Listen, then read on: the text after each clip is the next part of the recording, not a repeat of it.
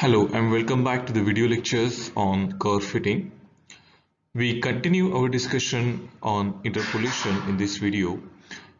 In the previous video, I solved an example on linear interpolation, and in this video, I will solve an example on polynomial interpolation. In this video, I will also introduce a tabular form to solve examples based on interpolation. This tabular form is easier to work with when solving problems on interpolation. In the previous video, I introduced the concept of Newton's divided difference interpolation, and I presented this general form of interpolating polynomial in the previous video, and that's how we calculate the coefficients in the polynomial. Let us solve an example based on polynomial interpolation. This is the same example that I solved in the previous video using linear interpolation. In this example, again, we want to find out the natural logarithm of 2 using polynomial interpolation, and we use polynomial interpolation because 3 data points are given, and that means n plus 1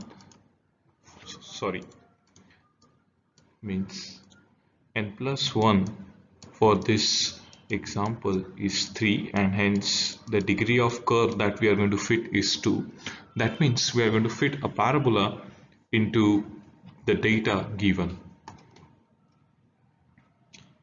This is the general form of interpolating polynomial, and now with n is equals to 2, this form then reduces to the first 3 terms on the right hand side, and the last term introduces the curvature x into x squared.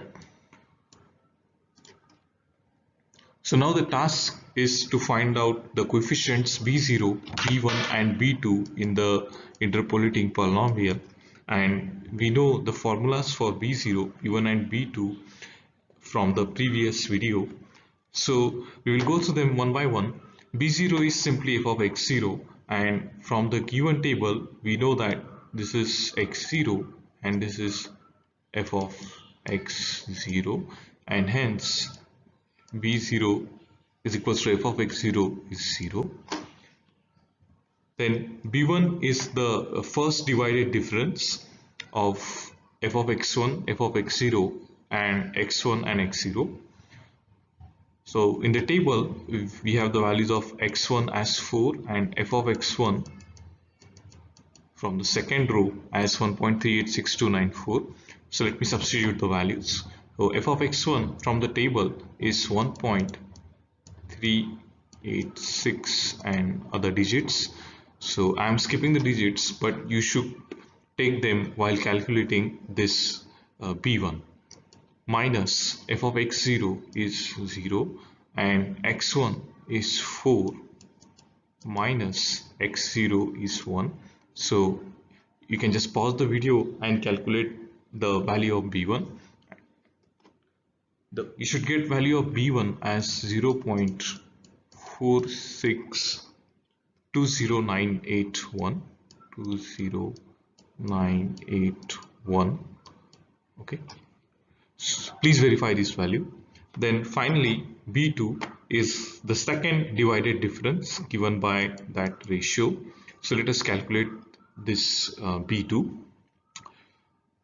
So the first ratio in the numerator has f of x2 and x2. So from the table we look at the third row.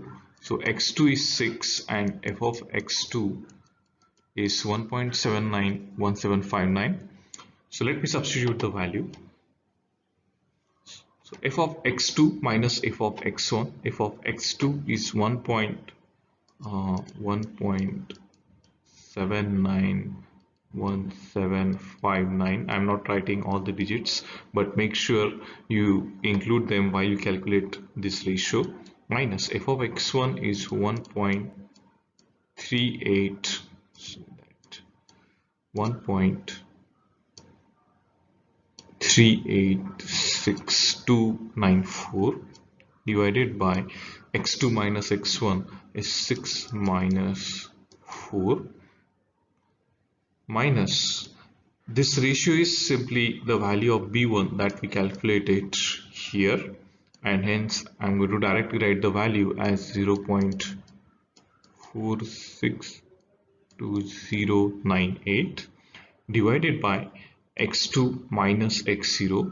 x2 is 6 from the table and x0 is 1. So let me clean up that a little bit. Okay, so this ratio, if you can just pause the video and then calculate this ratio, and you should get the answer as minus 0.05 minus 0.05 18731 18731. Okay, so before substituting the values of those coefficients into the polynomial, I would like to introduce the tabular form, and this tabular form is easier to work with when we solve the problem on interpolation. So here on this slide you can again see the values of B0, B1 and B2 that we calculated on the previous slide. So B0 is 0. This is the tabular form that we are going to use. In the first column, we write the value of x. In the second column, we write value of fx. And then we start calculating the divided differences. So in this column, we're going to calculate first divided differences. And in the next column, we are going to calculate the second divided differences and so on.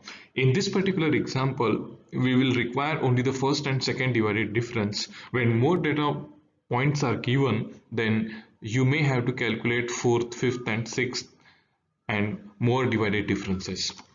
Okay, so the values of B0, B1 and B2 are here for the reference. Now we will calculate the same values that we calculated on previous slide in this tabular form. So let us calculate the value of B0, but there is no need to calculate value of B0. The value of B0 can be found directly on the table as 0. Then the value of this first divided difference B1, which is the divided difference of the first two rows, and f of x1 minus f of x0. So this will be f of x1 is 1.386294. I'm not going to write the whole thing. Minus f of x0 is 0 divided by 4 minus 1. Okay, so this comes out to be 0.46209. Okay, you can just pause the video and verify this value. Then we start with the B2. So in the B2, the first term in the denominator is this divided difference, which is also the first divided difference, and this divided difference can be calculated using the row 2 and row 3. So let me substitute the values. F of x2 1.791759 minus 1.386 and so on, 1.386294 divided by x2 minus x1, which is 6 minus 4 minus, so we are going to calculate only the first divided difference. Okay, so you should get this value as minus 1.59 minus 1.59453. Okay, so this is the first divided difference between the last two rows of the table. Then we move on to the second divided difference in the table, which is the value of B2, and this is the divided difference using the most recent values that we got of the first divided difference. So we substitute the values in the formula of B2. So we get minus 1.59. I'm going to run out of the space. So minus 1.59453 minus 0.0.46209 divided by x2 minus x0. So 6 minus 1. So you should get this value as minus 0.05. You can just pause the video and check. Minus 0.051, just the value that we obtained on the previous slide, which is also mentioned here. Okay, so this is how we use the tabular form when we solve problems on polynomial interpolation. Now we are ready with the values of the coefficients b0, b1 and b2. So let us substitute the values of b0, b1 and b2 into the interpolating polynomial. Okay, so this is the same table from the previous slide, and we use the table to calculate the first divided differences and the second divided difference for this particular example. And now, as we are ready with the values of b0, b1 and b2, we can substitute them into the interpolating polynomial. So let us do that. This is the interpolating polynomial for the example, and we are going to fit a curve of degree 2. Hence, the subscript on the left hand side is 2. Let us substitute the values of B0, 0, B1, 0.46209, X0, 1, B2, minus 0.051873, X0, which is again 1, and x1 is 4, and that's how you get. So this is the parabola, this is the equation of the parabola that we fit into the given data. You can just plot this equation using any graphing calculator. And finally, we want to calculate the value of natural logarithm at x equals to 2. So let us substitute x equals to 2 in this equation. So everywhere we'll substitute x equals to 2. So we'll get this equation, and if you calculate the value, then you should get this value as 0.5658444. You can pause the video and do the calculation. The actual value of natural logarithm at 2 is 0.6931472. That means there is some difference between the value that we obtain using polynomial interpolation and the actual value of the natural logarithm at 2. But this value that we obtain using polynomial regression is much better estimate than the estimate we obtained using linear interpolation, which was just 0.3583. So using polynomial interpolation, we improved our estimate of natural logarithm. And one more thing is that if you look at the graph of natural logarithm, it is a curve, not a straight line. So that's why the polynomial interpolation has a curvature into its equation. And in linear interpolation, we fit a straight line, that's it. So in linear interpolation, there is no curvature. This is the reason why the error is less in polynomial interpolation as compared to linear interpolation.